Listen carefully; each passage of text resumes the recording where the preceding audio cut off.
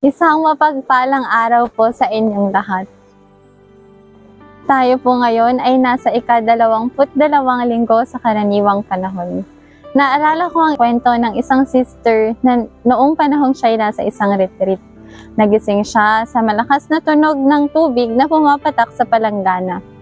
Ang dating nakakaistorbong tunog ay naging waring musika sa kanyang pandinig. At napagtanto niyang ito'y dahil sa magandang disposisyon ng kanyang puso.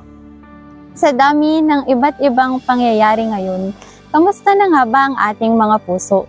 Paano nga ba tayo nagre-react sa bawat sitwasyon na ating nararanasan sa bawat araw?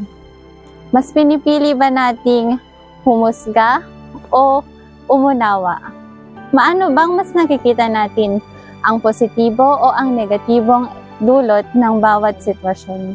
Sa Ebanghelyo ayon kay San Marcos, ipinaliwanag ni Jesus na hindi ang pumapasok sa tao, kundi ang lumalabas mula sa kanya ang nagpaparumi sa kanya. Sa madaling sabi, kung ano ang nilalaman ng ating puso ay siyang nakikita sa atin.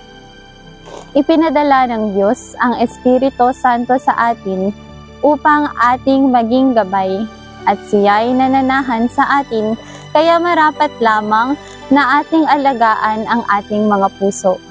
Paano nga ba natin mapapanatiling malinis ito?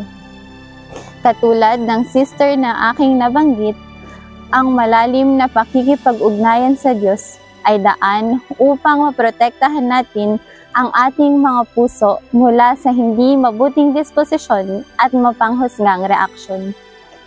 Sa malimit na pakikipag-ugnayan sa Diyos, mas lalo natin siyang nakikilala. Punuin natin ang ating puso ng pag-ibig sa Diyos.